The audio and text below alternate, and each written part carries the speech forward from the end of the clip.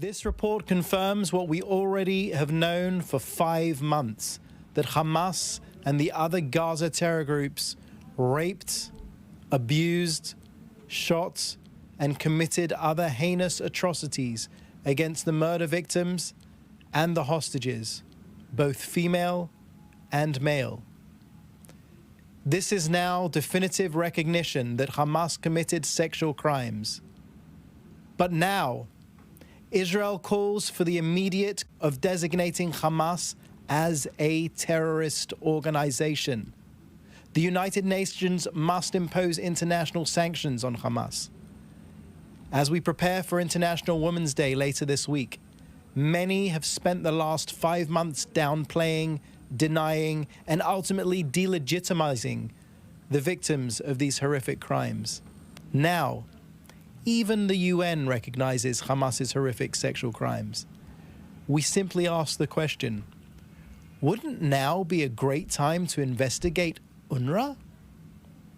On UNRWA, the more we investigate, the more we find, the more we release to you. Last night, the IDF released details of an UNRWA teacher boasting about kidnapping Israeli women. He described the innocent Israeli civilian female as, quote, a prized horse. The incriminating recording is further evidence that UNRWA staff took part in the October 7th massacre. Just to be clear, these were educators from UNRWA schools participating in the heinous massacre on October 7th. IDF intel has revealed 450 terrorists in Gaza, mostly from Hamas, are also employed by UNRWA. UNRWA must be replaced now with other organizations which have not been tainted by their support for terrorism. The IDF confirmed that it had destroyed the largest terror tunnel discovered in Gaza to date. Confirmed that just today.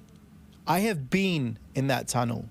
I saw that tunnel with my own eyes, wide enough to drive a jeep through. Indeed, we released a video of Yahya Sinwar's brother doing just that.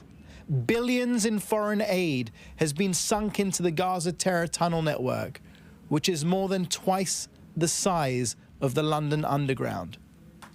Money that could have gone to build schools and hospitals was spent on death and destruction. Make no mistake, this particular tunnel was built with the explicit intent of attacking Israel on a massive scale. Israelis will sleep better knowing that it's been destroyed. Next, a further update from our ongoing efforts to defeat Hamas in Gaza. Yesterday and today, in the Hamad area in western Khan Yunis, IDF raids apprehended dozens of Hamas and Islamic Jihad terrorists. The terrorists were hiding in plain sight among the civilian population attempting to flee the area. This, in itself, is a war crime. In central Gaza, the IDF eliminated around 20 terrorists over the past day through the use of sniper fire, tank fire, and UAVs. In Bet Hanun, a terrorist cell that was operating a drone aimed at our troops was eliminated. All the while, over the last 24 hours, the Air Force carried out 50 precise strikes on Hamas terror targets throughout Gaza.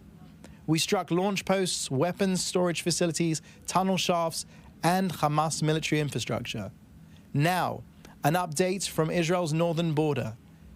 Yesterday's Hezbollah anti-tank fire and launches into Israel claimed the life of an Indian national and injured 2 others. This cowardly Hezbollah terror hit peaceful workers cultivating an orchard in the village of Magaliot. Indian media are reporting that Patni bin Maxwell, aged 31, was killed. He arrived in Israel 2 months ago and is survived by his 5-year-old daughter and wife, who is 7 months pregnant. The people of Israel stand shoulder to shoulder with the Maxwell family and the people of India in their time of grief. Israeli medical institutions are completely at the service of the injured, who are being treated by our very best medical staff.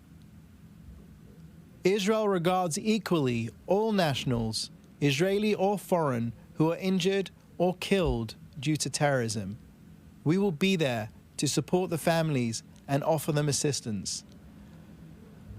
Our countries, who are sadly well versed in civilian loss, stand united in hopes of a speedy recovery for the injured and solace for the family of the bereaved. Sirens sounded last night as 10 launches crossed from Lebanon into Israel. The launches, which would have fallen in populated areas, were intercepted and no injuries were reported. IDF fighter jets have struck a series of Hezbollah terror targets in the area of Bint Jebel, Sultaniya, and Sedikin.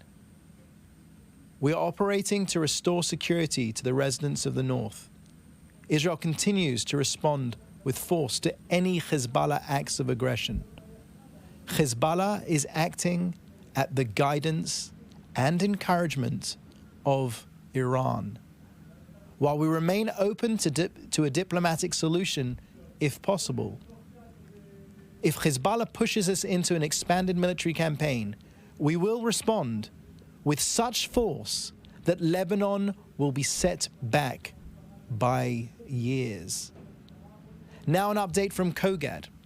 Yesterday alone, 4,160 tons of food were transferred to Gaza. 5,580 tons of humanitarian aid was transferred on Monday, including food, water, medical supplies, and shelter equipment. We say again, there is no limit to the amount of aid that can enter Gaza. This morning, we sent 50 incubators designed for hospitals in northern and southern Gaza Strip. The incubators donated by UNICEF will be delivered to the following hospitals: Shifa Hospital, Kamal Adwan Hospital, European Hospital, Nasser Hospital, and Aqsa Hospital. A convoy carrying food was coordinated to the northern Gaza Strip. Yesterday, 4 tankers of cooking gas and 3 tankers of fuel went into Gaza. Today, between the hours of 10 o'clock in the morning and 2 o'clock in the afternoon, the IDF will pause operations in the Sheikh Al-Yamini West neighborhood in Deir el-Balah, central Gaza Strip, in order to enable movement of humanitarian aid. That brings us to the end of today's briefing. I will now take your questions. Please type them in the chat and let us know what outlet you're with. Thank you. Thank you. First question from Jody Cohen, World is One News in India. What is the government doing to ensure that foreign workers from India and other countries are protected from cross-border attacks when they come to work in Israel? The government of Israel is doing their utmost to restore peace and security on the northern and southern borders of Israel, with threats from Hezbollah and Hamas. As far as those foreign nationals, including our dear friends and allies, the Indians, which were affected by yesterday's attack, we will do our utmost to give the very best Israeli medical attention and care from our finest doctors and medical staff to those injured, and we will do our utmost to send solace and stand with the people of India at this hard time. Thank you. Another question from Emily Rose of Reuters. Is there any comment on progress made in ceasefire talks and expediting the distribution of aid to northern Gaza? Emily, thank you very much for the question. As far as the ceasefire talks are concerned, we have put our cards on the table. We have stated what we need very clearly, and we won't be negotiating via the media. We hope that there will be news And when there is news, we will give it to you. But that would mean that Hamas has to come down from their delusional positions and come into our orbit, as the Prime Minister said, to reach a deal. I will say to anyone who is concerned about humanitarian issues and humanity in general, to call on Hamas to immediately, without any preconditions, without any conditions of any kind, to release the Israeli men, women, children, toddler and baby currently being held in Gaza. It is a crime against humanity, and those 134 Israelis must come home to their families. As far as aid into Gaza, northern and southern Gaza, I will stress again that there is no limit on the amount of aid. There is questions in certain areas, certain pockets as to distribution. We've already spoken amply about UNRWA and the problems there. We are working on a day-to-day basis to ensure that aid gets to the civilians of Gaza who need it and is not stolen by Hamas and their enablers. Thank you. Question from Leah Soroka from the Washington Post. Turkish authorities have detained 7 people suspected of selling information to the Mossad, Israel's intelligence service, including a former Turkish public official. The state-run news agency reported Tuesday. Any comments? So I'm sorry, I have actually not seen those reports, so I don't have anything to add. Question from Jim Williams at Zenga International News Service, Washington, D.C. Are the food drops to Gaza by the US being coordinated with the Israeli government? Of course. I mean, anything being dropped into Gaza needs to be coordinated with the Israeli government, and is being coordinated with the Israeli government. Question from Joel Pollack at Breitbart News. Could you give us a sense of the proposal for a diplomatic solution to the problems on the northern border? Is the US proposing that Israel give up territory or move its own troops back from its international boundaries? So fair play for the question, Joel, but we won't be negotiating through the media on this either. What I can say is that Israel is open and would be happy to reach a diplomatic end to the ongoing violence that we're seeing on the northern border from the aggression of Hezbollah. But that would revolve around the UN Resolution 1701. That would mean that they need to get back past the Litani River. These are not secrets. Everyone that is read up on the subject knows exactly where Hezbollah should be and shouldn't be. Now, if we can't reach, as I've said, if we can't reach a diplomatic understanding, then the military card is still very much ready to be played. And Hezbollah will regret having tried us. To quote the President of the United States at the beginning of the war, don't. Question from Alon Avital at NPR. Can you please comment on the reports saying the talks in Cairo have ended without any breakthrough or agreement? I don't have anything to add to those reports. I can reiterate again that the 134 Israelis are being held against their will. It is a crime against humanity, and we call upon the international community to immediately demand their immediate release. Now, what I can tell you historically, what we've seen until now, having already ensured the safe return of 112 of our people from the clutches of Hamas, is that one thing that works is military pressure against Hamas. Hamas understands military pressure, and we are bringing it to them. We have taken out 18 out of 24 Hamas battalions. We are moving forward with our mission.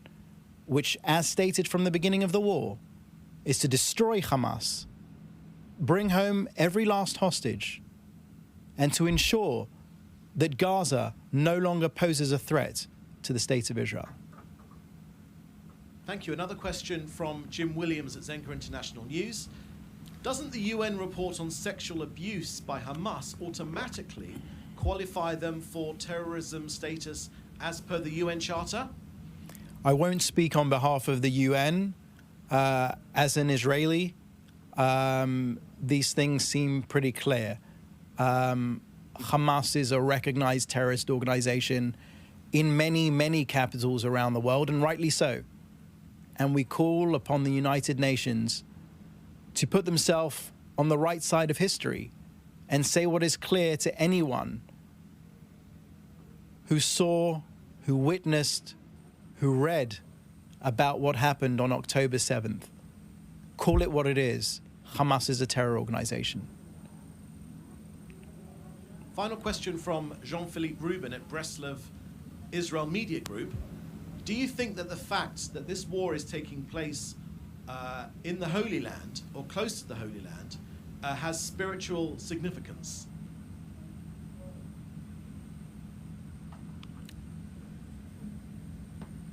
The roots of the Jewish people to the land of Israel go back thousands of years. This war is not so much about history or religion. It is a war to defend our very existence. It is a war to ensure that Jewish men, women, children, Israelis, Muslims, Christians, Druze can walk the streets peacefully of Israel. It is a war with the aim of being able to look at our children in the eye when we put them to bed and say, don't worry, darling. Don't worry, monsters won't come for you in the middle of the night and take you into Gaza. Thank you. That was the last question. Thank you very much. Same time, same place tomorrow.